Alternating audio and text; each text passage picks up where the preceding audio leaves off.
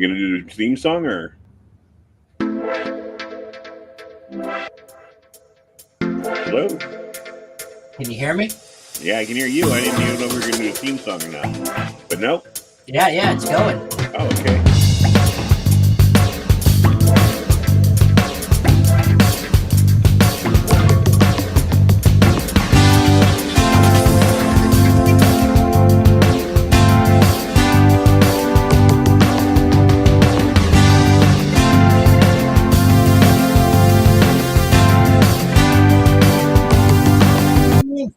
Hit it. Good evening, everybody. It is the Safety and the Sportswriter show with Knoxville Nate and Big Joe, as we're back here talking about the world of sports and football in particular. But I'm going to take our show a little bit to the left off this to get us started tonight.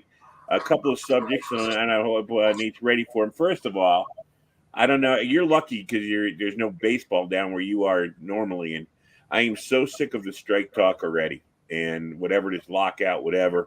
And just for me, I wish they would just stop even reporting on it because it doesn't matter. They're going to get 120 games and 110 games. They don't care. They learned 2 years ago during the COVID crisis that they can even have a season with 60 games. These small market teams are saving money on the people that have to man the ballparks. They don't give a crap. And why do we even care? And that's my whole opinion about the whole baseball thing. I don't know. What do you think? Well, my favorite thing is how the commissioner of baseball, Manfred, keeps coming on and being interviewed, and he says, our first concern is the fans. Well, no, it's not, because if you cared about the fans, you would have already agreed on something, and you'd be playing baseball and be in spring training. So they don't care about the fans. And secondly, just be honest. Just say, this is about money. We screwed the players the last time, and now, they want us to give back, and we don't want to give. So, that everyone knows what's going on, and they try and act like that the public are idiots and that we have no clue. And that makes me hate baseball even more. I used to be a huge baseball fan. I used to love to watch baseball.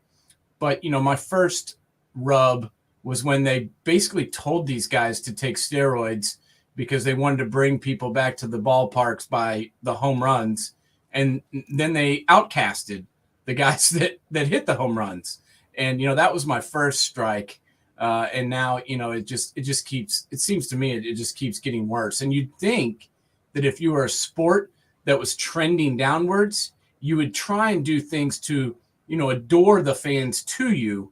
And you would try and do things to improve your sport and your brand instead of hurting it.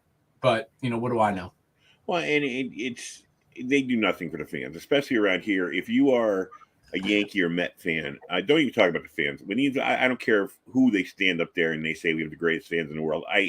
First of all, I think most sports they're lying when they talk about it.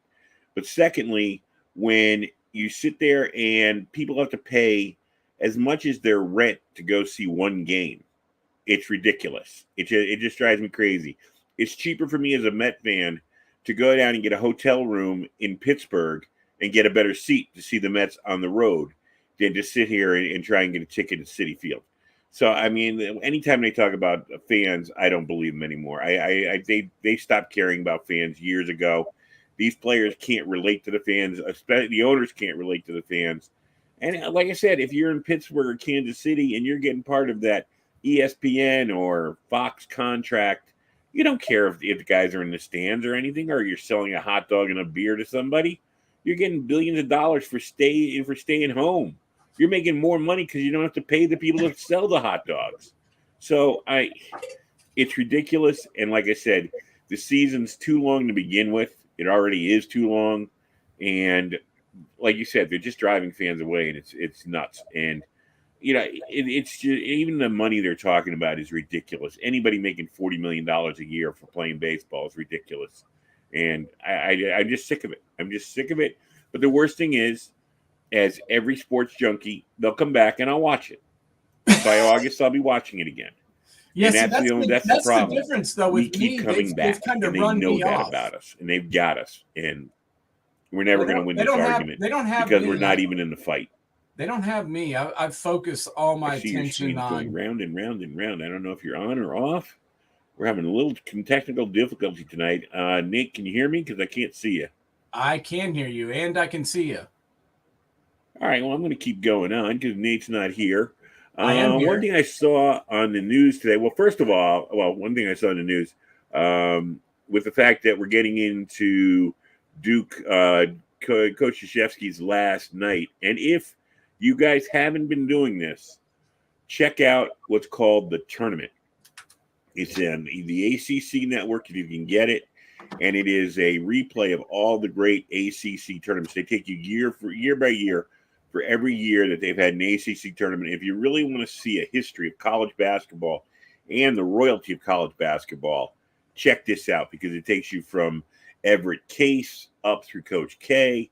You see all the great players. I mean, this is when I started loving college basketball, when I got to see David Thompson play for North Carolina State and any of the great North Carolina teams of Phil Ford and James Worthy and Michael Jordan and all those great players through the year. So yeah, I got to see the really one the other watching night. that. So if you get a chance, check that out.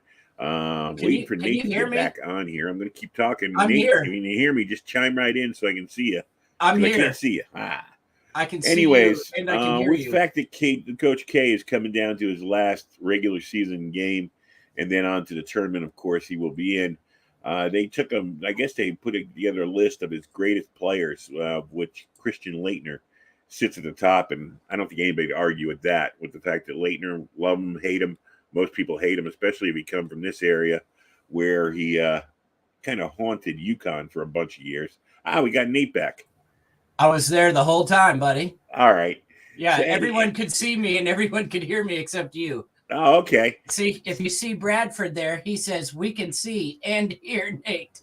I think for some reason you were the only one that couldn't hear me, but I was talking to you and agreeing with you in the sense that I watched the episode the other night about Bobby Cremins. Yes, that was cool. Great. It was talking about when he was playing at South Carolina and how it was his whole goal, his entire time to get to the championship game and win a championship at South Carolina. And they got to the championship game, and on the final play, they were trying to hold on to the ball. Right. And there was a steal, and he was beating himself up about not, fighting for the ball harder and going towards the ball more.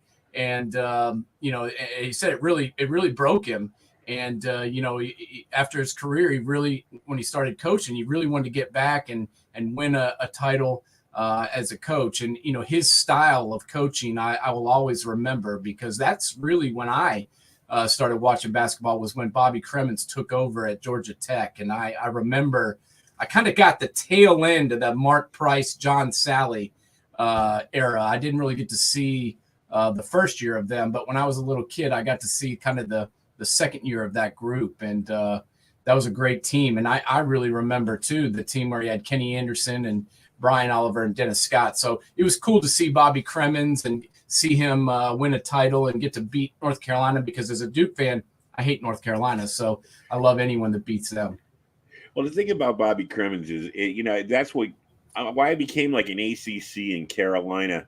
I don't want to say I was the greatest fan of theirs, because I kind of rooted for Northeast, and I would like Marquette and those guys. But growing up in the shadow of New York City, it was I think the Tobacco Road crew that used to go down from New York City. Great players like Kevin Joyce and John Roche, Cremins. A lot of guys left New York City. Mike Dunleavy, the New Jersey area. Michael Corrin went to Carolina. And it started with that South Carolina team when Frank McGuire took it over, and Bob Cremins was one of his first stars. And so because you came from the Northeast and there wasn't really great basketball around here, you became like an ACC fan and followed those guys. And he just had a great personality, Cremins. And that was what I love, that installment. I love the David Thompson installment, because that guy, he was the first Skywalker I ever saw. He was the first guy that took the ball out of the gym over the rim, and he was fantastic to watch. And then The guy no one ever talks about as great point guards is Phil Ford when he played at North Carolina. I know you hate North Carolina, and Yeah. you're too young to have seen him, but what a great point guard he was in college, and he led the Olympic team in '76 to a gold medal, and he was a great player too. So it's interesting to see, but and some of it when you watch Carolina, you would have really hated Carolina when they could run the four quarters. Yeah, no, you know what? What a horrible brand of basketball to try and run the clock out without scoring. I mean, the invention of the shot clock. Whoever came up with that, I'd like to give them 2 high fives because I can't imagine watching basketball before the. It was anti-basketball. It was anti-basketball. It was horrible. I mean, I just think that kind of went against the whole point of basketball is to score points and to beat your opponent on the scoreboard, and to try to invent basketball where you stall. Trust me, I was on the Knoxville Catholic High School freshman team in 1994, and Coach Cam Johnston came out with the stall tactic because we were outmatched with our 300. There's 300 people in the entire school, and we had 60 freshmen, and we were playing against these high schools that had 4,000. And his objective was to stall. And let me tell you, when you're outgunned to begin with, trying to not score doesn't help your chances. Well, yeah, and the other thing, the thing about basketball is you want to score more points than your opponents either by scoring or by playing defense, not by holding the ball. Yeah, you know what I mean. If it's a great defensive game, I could take that too. If you want to hold it down by playing defense, I'll be with that. But I mean, to just sit there and pass the ball, run. I remember watching it, and it drove you crazy. He was like, "When is he going to do something with this?" So you're right. And we don't have shot clocks around here at our high school games, and it's ridiculous. I used to cover it, and you're not helping the players get better because they're not developing their skills, and it's just a ridiculous tactic. But you, as a Duke fan, I wanted to bring this up because I looked at this list quickly before we came on the air. Oh, another thing I heard, or I didn't read the article because I was afraid to. I was cruising on the internet, and it gave you the 7 words. If you hear them on an airline, it means they lost an engine. I don't think I want to know those words, but they're putting it out for people to know. But anyways, they put the top 10 players that played for Coach K. And as I was saying, no one's going to disagree with Christian Laettner. Christian Laettner, love him, hate him. He was a great college player, and he's number 1 with Duke. 4 Final Fours, 2 wins. That game against Kentucky, how many late shots? So what do you think about Laettner? Yeah, I mean, the guy was one of the greatest college basketball players of all time. Definitely one of the greatest players at Duke. I mean, these people, a lot of people hated him because he was so good. And I think you're doing things right when a lot of people hate you. And that guy was just unstoppable. I mean, what personifies him was the shot that he hit against Kentucky. I mean, there was a minute, second, 1.8 seconds left, and there was no doubt that they were going to win the game if they could just get Christian the ball. And Grant Hill threw it to him, and he turned around and hit the shot. And that kind of personified his whole career. I mean, the guy was big, 6'9", 6'10", but he could dribble, he could shoot, he had moves, post moves, he had outside game. I think he was really kind of the first hybrid big man that I ever saw play in big time college basketball, and he kind of changed the game, honestly, because that's kind of where the game's gone. He would have been a good number 2 guy in the NBA with somebody, but he never was on the right team at the right time. No, I agree. His NBA career is kind of frowned upon, but honestly, he wasn't horrible. He was just always on crappy teams. I mean, when you end up in the NBA on the T-Wolves and the Hawks after Neek and those kinds of squads, Dallas, he was just always on really bad teams, but always was a really good basketball player. Now, one guy they're rating here, and you and I are going to disagree on this. Well, Grant Hill's number 2. I have no problem with that. Grant Hill was a great player. Jay Williams is the number 3 player. I'm sorry. As a point guard at Duke, I know you're too young to know Tommy Amaker, but I put Bobby Hurley ahead of Jay Williams. Jay Williams, first of all, the thing that drives me crazy about Jay Williams is his terrible foul shooting. I mean, I saw him in that game against Indiana where if he had made just a couple of foul shots in a big game, they would have beaten Indiana. But it was like you could play hack-a-shack with that guy. Jay Williams to me was overrated, and there was no way you can rate him higher than Bobby Hurley as a Duke guard. Bobby Hurley was a good point guard and was great at running the team. But as far as a dominating player, Jay Williams was definitely way more dominating. I mean, if you think about Jay Williams as a sophomore, he led the Duke Blue Devils to the national championship in 2001. He averaged 26 points a game in the NCAA tournament, and he was a walking scoring machine. And if he'd returned for his senior year, he'd be the all-time leading scorer in Duke history. And he was a two-time All-American. He was the Player of the Year, Naismith and Wooden, and he likely would have been a NBA All-Star if he hadn't gotten hurt. So I really have no problem with that. The guy shot 40% from the three-point line, and for his career, he averaged 20 points a game as a point guard. So and 6 assists. So yeah, man, I disagree with you on that one. That guy was a unbelievable. I don't really like him, to be honest with you.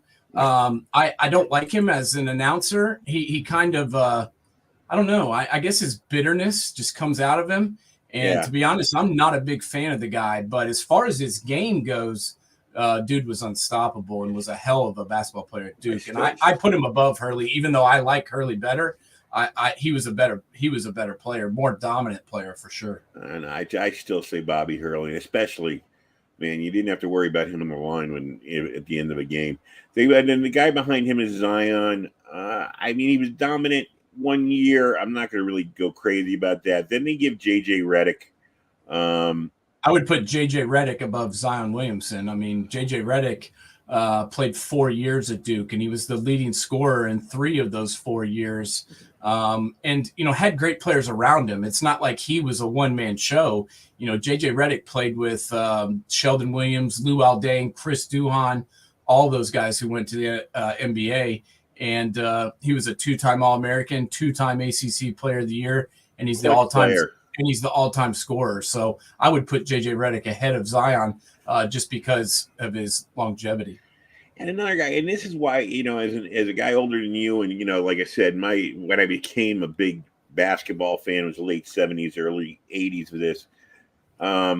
Johnny Dawkins doesn't make the top 5, and he was probably the first great Coach K player. The next 2 players are the guys, Johnny Dawkins and Danny Ferry, who kind of put Duke on the map for Coach K.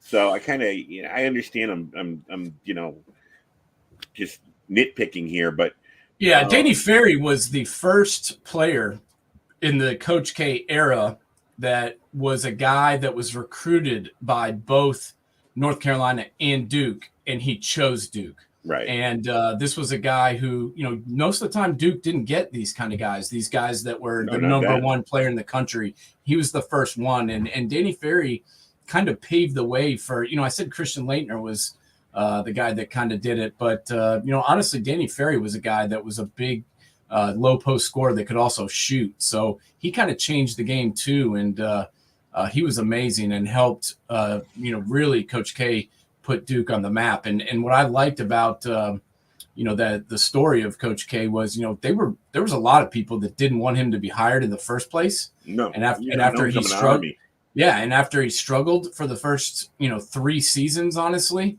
first 2 years, they were really bad. In his third year, they had a really good recruiting class, but they didn't play well. And there was people that wanted him gone. And just think if that athletic director had listened to the boosters and the alumni who didn't like Coach K and wanted him out of there, and if he would have pulled the trigger and ousted him, what the hell would have happened to that program? It certainly wouldn't be where it is today. Well, you got to realize that Coach K was replacing Bill Foster, who had put Duke back on the map. I'm sure your father had told you about Jim Spinarkle and Gene Banks and Mike Jaminski. Unfortunately, Mike Jaminski I hated because he played against my high school. Mm-hmm. But I mean, he was the only 6'11" guy in Connecticut. Yeah. But I mean, those guys, you had Spinarkle followed by Jaminski followed by Gene Banks. each of them were the ACC Freshman of the Year back to back to back, and put that team on the map. And then Foster just up and left Duke high and dry. And he didn't. It's kind of like Coach K had to go back a few steps to finish the job that he was starting, where Duke was going to be one of the better teams in the ACC. So, yeah, and I just wanted to hit those high points of the Duke greatest players. I mean, we could go on forever with the players just in the last the Coach K era, and then you're going to go back even further. I mean, it's been a great program. Unfortunately, it does get a little overshadowed by the North Carolina ominous Chapel Hill shadow, but what a great program. It should be a great Saturday night coming up through the last home game. Yeah, no, that should be really cool. And, a lot of the places have done this the right way. I don't know if you've been watching like I have every Duke game, but it's been like a farewell tour.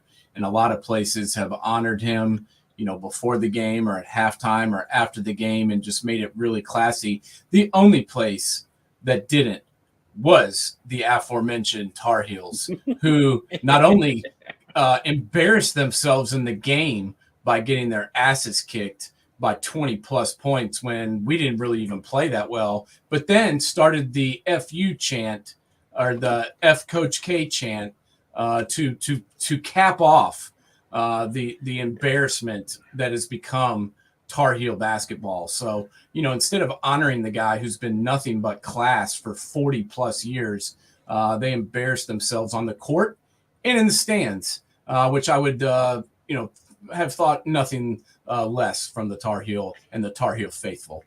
I mean, I can't say I've always loved Coach K, because of UConn and stuff like that. But you got to respect Coach K. I mean, the guy's never had major scandals. He's done it right. He's been as good a coach as he's been. I told you, I'm always going to pick Pitino as the game coach. You could take Coach K. I don't think either of us is wrong, because those two, as they showed in that Kentucky Duke's Classic, maybe the greatest game of all time. Yeah. It wasn't a coaching problem. It was who had the ball last. True. So I mean, it was like that's one of the classics. So yeah, I'm looking forward to that. I'm looking forward to the tournament. My favorite basketball time of year.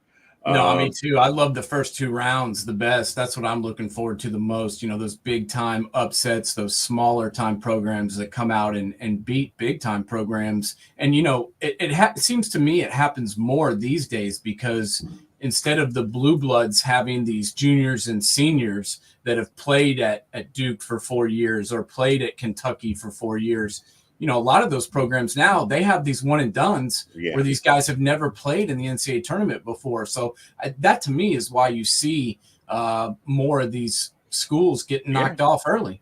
Yeah, and more of the Chicago Loyolas who stay together for 4 years because they know each other so well, able to stretch it. It's not like a Valpo 2 and done or 1 and done, one great shot and okay, you're done next round.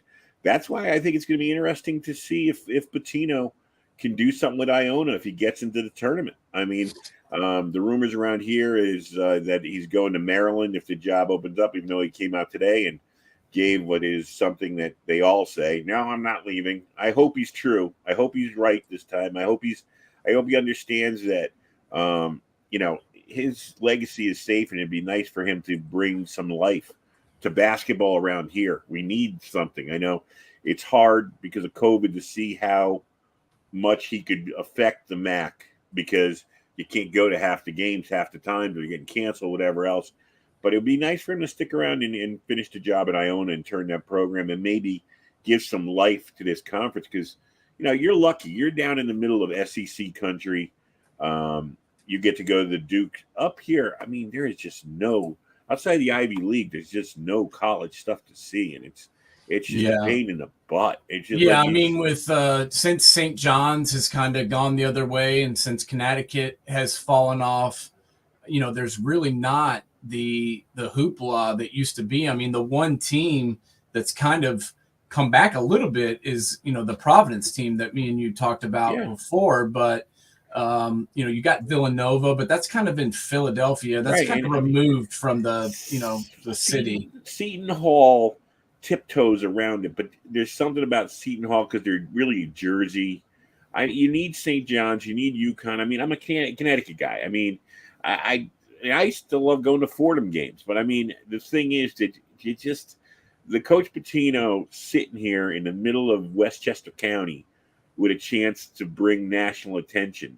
I mean, if he could get a great recruiting class in there that could really get some attention here, where he could take Iona on the road and go to the big schools and compete, it'd be great. It would be great for around here. You could have them at the Garden again, because really it's just. And then when you look at how the pro teams are doing around here, there's no reason to watch basketball at all. I mean, the Nets make they're reminding me more and more like the New York Mets when they used to get all those those big free agents and then fail. I mean, this team is. What did you think about the Simmons trade? Honestly, I thought it was big for the 76ers. The 76ers needed someone to help Joel Embiid, and Ben Simmons wasn't helping him. He didn't help him last year when he was playing, and then this year he's pretty much refused to play, which once again I'm so confused how Deshaun Watson can refuse to play, get paid millions of dollars. Ben Simmons can sit out, refuse to play, and get millions of dollars, and nobody cares. It bothers me big time, but I think it was huge for the 76ers. I think it instantly – I watched them play last night, honestly, against the Knicks, and the Knicks played hard and were winning for about 2.5, 3 quarters. But then, James Harden turned it on. Shake Milton came to play. Joel obviously always plays good. Tobias Harris stepped up in the third and fourth quarter. And, the Harden going to the Sixers has made them at least a contender in the East and potentially a chance to win the whole thing. Well, Simmons just drives me crazy. I mean, as I said earlier in our broadcast, a point guard who can't shoot a foul shot. He's a point guard that couldn't shoot anything. Right. I mean, I don't understand. You are 6'7", athletically talented. What else are you working on? Yeah, I don't get it. Yeah, this guy, actually, he's 6'10", 6'9", 6'10", and he can't even make a layup. I never understood the attraction to him. Why I didn't understand at the time why he was a number one pick. I went and saw him play when he was, at LSU for the one season, and I was unimpressed. I kind of was like, big guy, looks like he has potentially a high ceiling, but he's not a great scorer. And I thought that his playmaking abilities were overrated and kind of overstretched. So I didn't really get it. And then, you saw him last year. The Sixers were a playoff team, and they were a potential Eastern Conference championship team, except for him. I mean, the other teams just basically didn't guard him at the end of the game, and he couldn't score with no one guarding him. I mean, it was embarrassing, and I think it's going to make the Nets go down, in my opinion. So. Totally. I think this is going to be a wasted experiment. This guy didn't get better sitting out. No, there's no way. He's not even in shape. He's not even playing yet. And when he does get in shape to play, I guarantee you that his skills haven't improved from not playing basketball for a year. I mean, I mean, to sit there and watch Steve Nash, who was an overachiever with his talent, to have to coach somebody like Ben Simmons, and then to sit there and realize that, hey, I won 2 MVP awards, and I'm not half the player talent-wise that Kyrie Irving is, and he doesn't seem to want to play. I don't see how he can relate to this team. I mean, I'm sorry, the best players in the world, whatever the sport you talk about, bring it up. They are great practice players. They love practicing. Kobe Bryant, Michael Jordan, LeBron, Tom Brady. I mean, you talk about the great players. They have one thing in common over anything, is they love practicing. They love their sport. They work at practice. They work at their craft. These guys who, if you're Ben Simmons and you haven't learned to shoot a foul shot or a 3-point shot yet, what the hell have you been working on?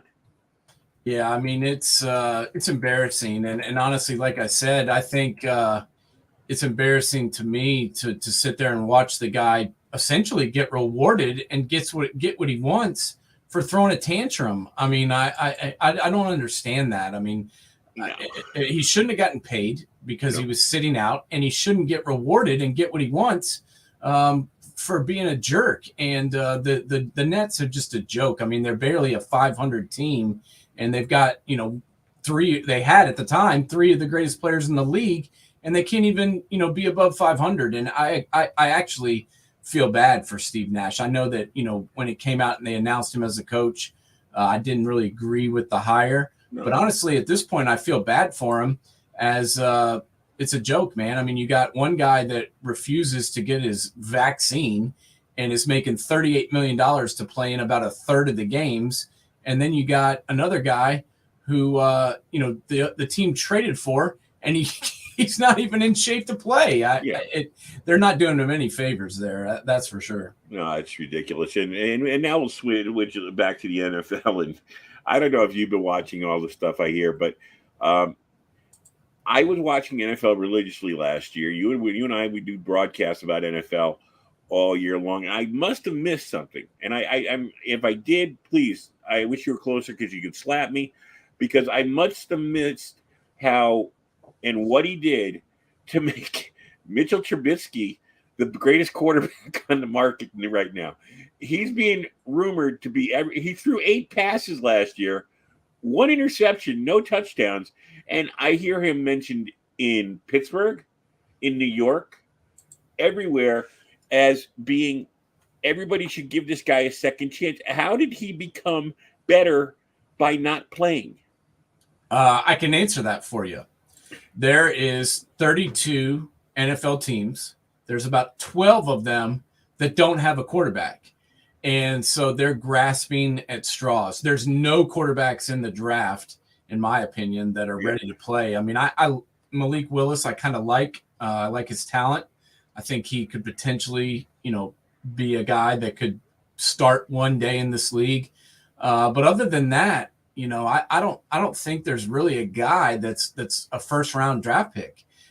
So what are these teams going to do? I mean, you can't roll out with who you have on your roster. I mean, some of these guys don't have anybody on their roster. And, the biggest one to me is the Panthers. What the hell are the Panthers been doing? I mean, they gave Christian McCaffrey a huge contract, of which he's played about 17 games out of the 40 since they signed him. They picked up the 5th-year option on Sam horrible quarterback Darnold, who has shown nothing in 5 years that has given anyone an indication that he can ever be a franchise quarterback. And here we are, going into another season with a college coach who got a 7-year contract. It's like, who's making the decisions in Carolina? Because whoever it is, you're talking about me slapping you. I want to slap whoever it is making the decisions for the Panthers, because whoever it is a goddamn idiot. I mean, I'm sorry. I hate to talk like that with potentially my daughter watching, but it's a joke, man. I mean, what are you doing? You can't draft anybody because there's no one to draft, and you can't pick anybody up really because you don't have any cap space or any positions on the team. So they're going to suck again next year, and they're going to keep paying Sam Darnold and keep paying Matt Rule to be a horrible football team, and it makes no sense. Yeah, they probably should have kept Cam Newton and not gone straight away from him when they did, because at least they knew what they had with him, and but it does. Getting back to Trubisky, I mean, I would say I wouldn't mind the Giants taking a flyer on him a little bit here. Not a big Trubisky fan, but I feel he's no worse than Daniel Jones. And he's a little bit better because he actually plays. He actually shows up for games. And the fact that he's worked with Dable for a year, so the coach knows him. And we've talked a lot about the Giants bringing somebody in, a veteran, to challenge Daniel Jones and to be a safety net in case, like we were all afraid with this neck injury, he's not ready to play, or in case this is going to be his boom or bust year and he's bust. You need somebody that can maybe salvage part of your season. What do you think about Trubisky in New York with the Giants? I think it would be good for the Giants to pick him up. I really do. I think it would be an upgrade over what they've had, and I think they need someone like him to push Daniel Jones. Do I think he's going to end up in New York? No, I don't. I mean, right now the Giants are about negative $7 million up against the cap. So they really don't have a ton of money to offer Trubisky.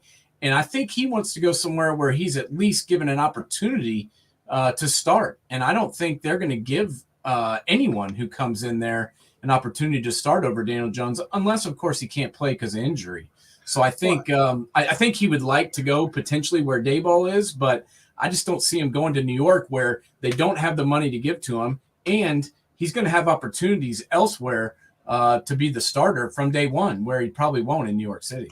Yeah, but you see, I if I was his agent, and I'm just pieing this guy, and as a Giant fan, believe me, I'm speaking with my heart, not in my head here, and you'll probably shoot it down and tell me I'm stupid. But I mean, to me, if I was Trubisky and I was Trubisky's agent, I go, look, Daniel Jones is about this much close to getting pushed out that door. I mean, he's not going to be given a long leash, especially with a new coach and a new GM who didn't draft him and they're saying all the right things. They have to, you know. A lot of them, I don't know how much is coach speak, how much is definite for sure. And I think if you look at everything in it, and you could just say to Trubisky and say, look, take a little bit less now, because we'll reward you if you do become our starting quarterback. I mean, I think, you know, Trubisky, if you think about going to a place where you could rectify his or restart his career with the Giants, he's going to get a year of not being under spotlight because everybody's ready to push Daniel Jones off the door. So he's going to be the most popular quarterback in town right as he comes in, and he'll be given a year's leash to prove he can do something. I just think it'd be a perfect place for him. No, I don't disagree with that. My point is, you're asking me where I think he will actually go, and I don't think it's New York, because I look at the options for him, and if I'm him and I'm his agent, I'm thinking Broncos. I mean, I could see Trubisky beating out Drew Lock. He's better than Drew Lock right now. Right. So you go to the Broncos, a team that won 7, 8, 9 games last year, who probably with a terrible coach and a terrible offense. So you add in Nathaniel Hackett, an upgraded offensive scheme. You add in a couple hopefully good offensive players in the draft. The Broncos have $40 million of cap space. So not only can they sign Trubisky, but they can sign a lot of people to put around him and potentially make him good. That's my first choice. They already have an offense that he could exactly be good. They already have better weapons than New York now, but then they've got $40 million to add more. So Broncos is my number one choice if I'm him. My number two choice if I'm Mitchell Trubisky is the Washington, whatever the hell they're called now. Commanders. I guess we call it Commanders, which is the worst choice that they had in the book. But that would be my second choice if I was him, because they have $32 million in cap space. They also have better weapons than the Giants. They also have a better defense and a better coach. So I would choose Washington. My third choice would probably be, honestly, the Steelers. They've got Mason Rudolph. They've got Dwayne Haskins, but neither one of those guys excite me. And the Steelers have better weapons, better defense, better coach, and $30 million in cap space. So I'm just looking at the teams, the coaches, the cap space, the fit. And I like those three teams better than the Giants if I'm Mitch Trubisky. Well, as I said, I'm thinking with my heart more than my head. But I did have a couple of chips there, but your chips are better. So we'll get. I'm just saying. I'm just saying you won that hand. Okay, let's deal again.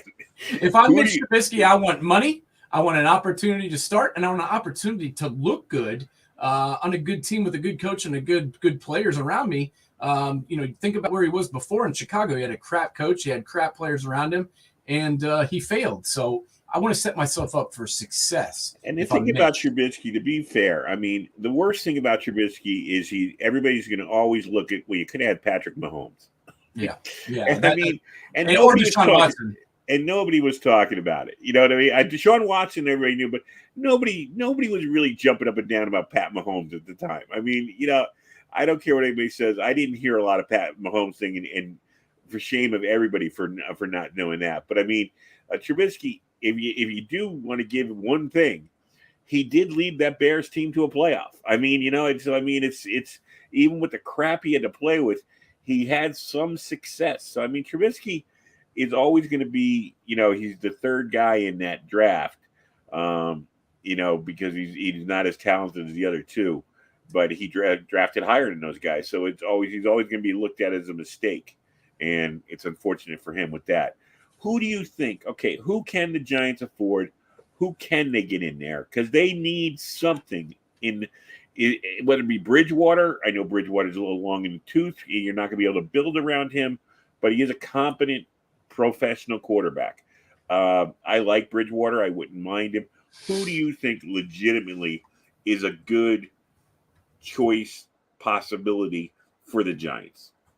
Yeah, I mean, that's probably the best they're going to do. I mean, I think Bridgewater is a guy that they could potentially land with their cap situation and with them kind of being still, on the track for trying to make Daniel Jones their franchise guy. I mean, they haven't given up on him yet. I know a lot of fans have. I know a lot of prognosticators have, but the Giants themselves really haven't.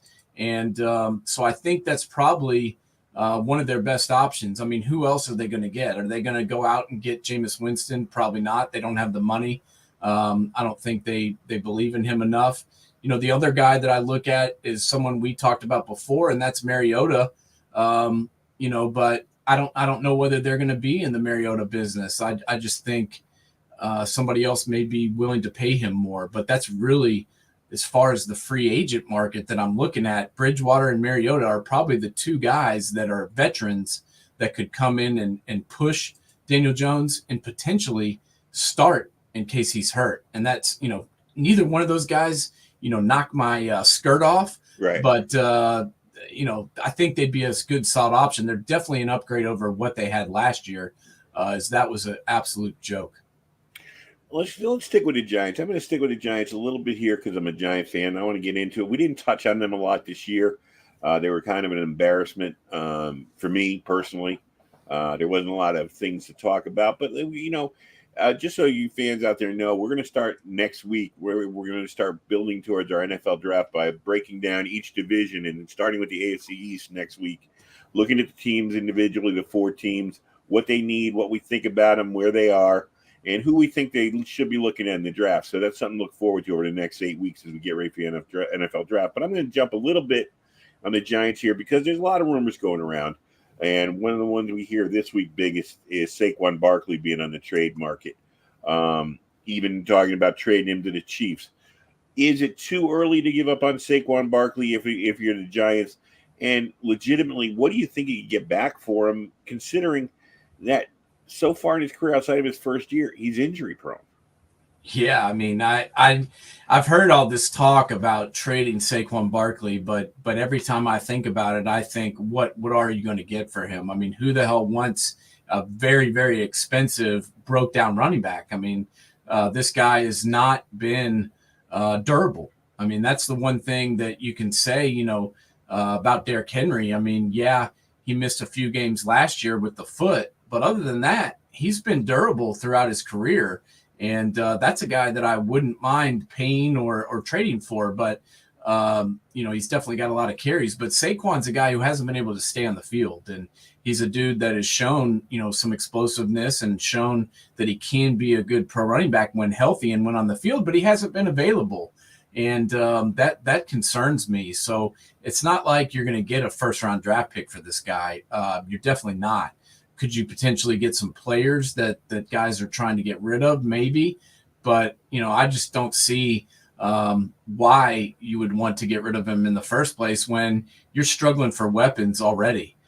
Maybe due to your cap situation, you want to get rid of him, but I just don't know who you're going to play at running back. They just got rid of Devin Booker and cut him yesterday, or Deontay Booker yesterday. And, they don't have a ton of other guys on the roster. So I just don't know whether it's the best move for them to cut Saquon Barkley. I mean, the other running backs they have are Gary Brightwell and Antonio Williams. None of those guys excite me. No, I mean, the other thing about it is, as we talked throughout the year with Saquon, It's a year removed from knee surgery, and it usually takes a year for these guys to get back to full strength and full confidence. Was he running a little bit better towards the end of the year? Yeah. And the thing you got going for you, if you want to keep Saquon, is he's a good citizen. He's the kind of guy you like representing your team. And like you said, like I just said, is the fact that it's been a year. He had the sprained ankle this year that unfortunately in the Dallas game that slowed him down, but it wasn't the knee. It's just, like I said, by the end of the year, he seemed to be running with more confidence. Can he keep and build on that? I mean, we've seen running back come back and make long careers. Frank Gore comes to mind with major injuries, but they have to get a little luck. They got to be in the right spot, and the team has to be around him. And the Giants have to address that offensive line to help him. And also, hopefully, Daniel Jones or whoever's at quarterback helping to take a little bit of the pressure off him. Yeah, but my point is, he's only got a year left in his deal. So who the hell is going to want to give up a bunch of capital for a 1-year rental? Yeah. I mean, nobody's going to want to take on the $7 million contract, $7.2 million that he's owed this year. When he's only got 1 year left on the deal, he's going to be a free agent after the season. So you're going to trade a huge chip in your pot for a guy who's not even going to be around after a year? I just don't think so. I think you need to keep this guy. You need to potentially work something out with him, either an extension or, turn his salary into a signing bonus and extend him. But you need to restructure his contract for sure to clear up some cap space and let him play. I mean, he started, like you said, to look like himself towards the end of the year. Why not give him an opportunity to earn that money and potentially earn an extension? The other guy they're making that I see a little bit of rumbling about, and I agree, it's kind of I like the guy personally, but he's another one with an injury problem. Sterling Shepard. I mean, I'd like to see what the rookie could do, being a full-time guy. You already spent the money for the free agent, and then you got. I always thought Slayton and Daniel Jones, when they first came on the scene, had a little bit of chemistry together. And he doesn't seem to be. He seemed to be like the fifth guy. Maybe just keep him, but let Shepard go. Yeah, I think it's probably time to get rid of him. I mean, he's a dude that has been injured. He's a guy that is going to count $8.5 million against your cap this year. So the problem is, I think if you cut him, I think he's going to be about $8 million against your cap. So I don't know whether you can cut him, but this is a guy that I would trade if you had a suitor, if you had somebody that wanted him. This is a dude I would trade away. How about an interesting place to trade him? I'll tell you where I would just kick the tires on. Cleveland. Huh? See, if Baker Mayfield used to love throwing to him in Oklahoma, and they might be a team that could be interested in bringing him in. Yeah, they're a team that's definitely in the receiver business, and they've got a lot of cap space. The Browns are up near the top of the field in the sense that they've got about $28 million in cap space right now, and that's before they're about to cut some guys that are dead weight. So I think that could potentially work. Who else out there on the free agent market do you see with the NFL that you're interested in seeing where they go? As far as like all positions go? All positions. Who really stirs you and you think could come in and in the right spot be somebody we're talking about? Yeah, I mean, I think Chandler Jones is definitely a guy that I'm interested to see where he goes. It's a dude that, is 32 years old, but still has been, producing and putting up a lot of production. So that's a guy that I'm interested to see where he ends up and whether or not he remains with Arizona or whether or not he goes somewhere else. I'm kind of thinking he's probably going to go elsewhere just because of his age. I mean, 32 years old, as far as a pass rusher goes, that's kind of getting up there. Same thing with Von Miller, another guy who's, north of 32, but still productive. So those two guys will be interesting to me to see where, who takes them on. They're both guys that make over $16 million a year and, earned it with their production, but their age kind of concerns me. And I'm interested to see if somebody takes a flyer on them. The other guy is obviously Devontae Adams. I mean, he is the biggest, in my opinion, difference maker that's a free agent in the entire NFL. Do the Packers re-sign him? Do they keep him? Do they tag him?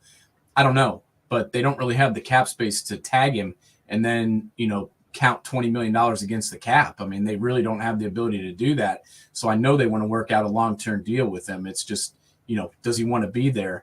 And is Aaron Rodgers going to be there? So that's kind of an interesting one. And that's one we're going to have to wait to see where A-Rod goes before we know where he goes. The other one to me is Teron Armstead, a guy that's 30 years old, but has definitely still been a pretty productive left tackle. And, the New Orleans Saints are in a horrible position right now where they're $48 million negative. Well, you called that 2 years ago. You said they were going to be paying for – if they didn't – you called it 2 years ago. You said if they don't win now when Drew Brees was there, they're going to be crying for years. And they're crying right now. I mean, they are in a rough spot. The Saints are in the worst position of any team right now because, A, they need a quarterback. B, their left tackle is a free agent. So there's the two most important positions, quarterback and left tackle, or maybe pass rusher you would throw in there. But those guys are both, free agents, Jameis Winston and Teron Armstead, and they have no money. So they've got a lot of work to do, and it's going to be interesting to see what they do considering, they got no Sean Payton, they've got no Drew Brees, and they've got no money.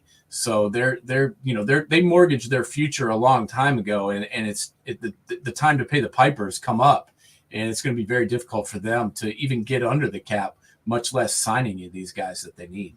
Yeah, how much do you think that influenced Peyton's decision? I think that had a big factor in it. I think he looked at last year and how difficult last year was. Right. And last year, let's think about it. Last year they had Teron Armstead. Last year they had Jameis for the beginning of the season. And then, bam, Jameis goes down.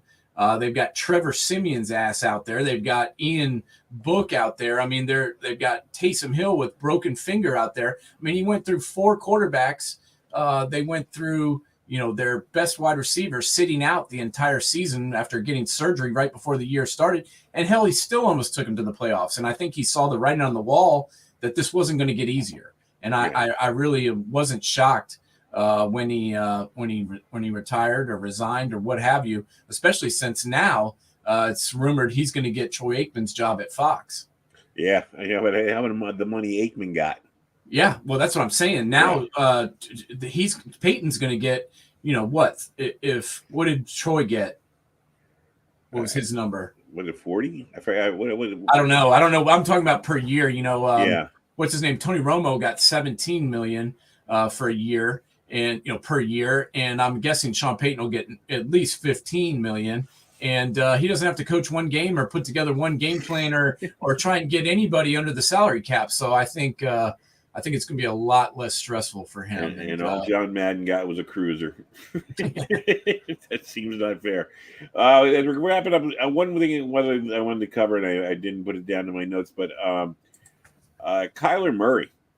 The situation with Kyler Murray keeps getting worse. I mean, now you got Larry Fitzgerald's father coming out and calling him a prima donna and saying he wasn't a good teammate and all. This kid is, you see him like the first 10 games of the year this year, and you go, my God, he's one of the most exciting things that ever happened to football. Then you see him fail, and then he comes out and everybody's picking at him. I don't know what to believe, who to believe.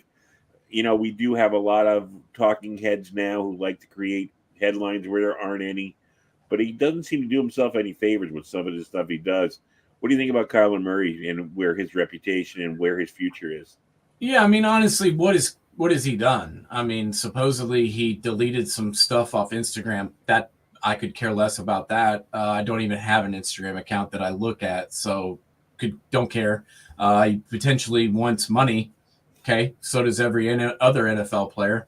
So really, to me, he hasn't done anything that bothers me. I know they're ripping on him all over, but how he handles this will be, what really sticks with me. How does he handle this? Does he stick it out? Does he come back? Does he play well and earn his money and get a big contract, or does he, let this affect him and really allow this to cause him problems? I mean, that's where we will see the maturity in him, and we'll see if he gets paid, because if he can handle this with professionalism and with class, and just stay quiet and come in and do his work and teach and learn and play football, he'll be fine. But if he lets this affect him and he holds out or refuses to play or demands a trade, his career could go the other direction. The hard part about him is, because he plays in Arizona. And let's face facts, Arizona is one of those places where you're not going to hear a lot of stuff. So you don't know what's true, what's not true. I mean, it's kind of like a football outpost. You can go there and not be noticed. I mean, but when you think about what he's done since he came to town, he's helped turn that program around, that team into at least a competitive team. They were competitive for most of the year. They failed at the end, but of course you lose Hopkins. The injury bug came up, and neither you or I are a big Kingsbury believer as a coach. They just gave him an extension. Yeah, so I mean, I don't know how much to take, because, like you said, the other thing about this kid, unlike Aaron Rodgers going on McAfee every week and saying something, you don't hear from him. So he's not coming out and defending himself. He's not coming out and saying stuff which would say, oh yeah, everybody's right. So you don't know which way to take it. And he's never really done anything wrong. It just seems like the NFL is trying to make something here that maybe isn't. Yeah, that's my exact point. I mean, he's done nothing to bother me yet. I have no issues with him. I mean, he's been playing football. He's shown up. He's played when he's healthy, and he's done the best he can. I mean, he hasn't been perfect, but he's a young quarterback who's still trying to, get his game complete. And, I haven't heard anything out of him at all. I mean, I think he'll be just fine as long as he keeps doing what he's supposed to do and comes back and tries to get better. And hopefully that's what he's doing is working on that. It's kind of funny is they were back-to-back Heisman Trophy winners at Oklahoma, and it seems like the whole NFL hierarchy of media hates Baker Mayfield and hates Kyler Murray. I know, and is always going after these two. When I understand Baker's personality can rub you the wrong way, but he also can entertain you if you think about him. And he shouldn't have been playing last year through injury, and he did. And I know he did it for a contract. He did it, probably because he loves playing and I thought he had a chance to win. But it's so funny that those two, it's kind of like their careers are diverging on the same path. It's like they each got to win a Super Bowl to get the monkey off their backs. Yeah, it's funny to me how, people forget that Baker Mayfield did lead Cleveland to the playoffs and won 12 games. And it's just like that is completely forgotten upon everybody. And I understand last year didn't go as expected. It didn't go as planned. But the guy was hurt. I mean, that's a fact. You can downplay it all you want if you're a Baker hater, but he wasn't right. And it's not his job to say, oh, I don't want to play. Right. He's always supposed to want to play. He's a professional athlete. That's what he does. Right. It comes down to the coaching staff, the trainers, the doctors. They're supposed to step in and say, listen, he's not right. He could do more damage. He's not going to help himself out there because he's not healthy. Let's keep him out and get surgery. I mean, that's the GM should have said that. The coach should have said that. Somebody should have stepped in and helped him instead of letting him flop around like a fish out of water all of last year and hurt his reputation. As much as I'm a Stefanski fan, I like Kevin Stefanski, and I think he could be a good coach. I don't know how successful, but he could be a good coach for Cleveland. That's why you went out and got Case Keenum, because you know Case Keenum, and he knows your offense. And if Baker got hurt, he's the perfect guy to take over. We said it so many times.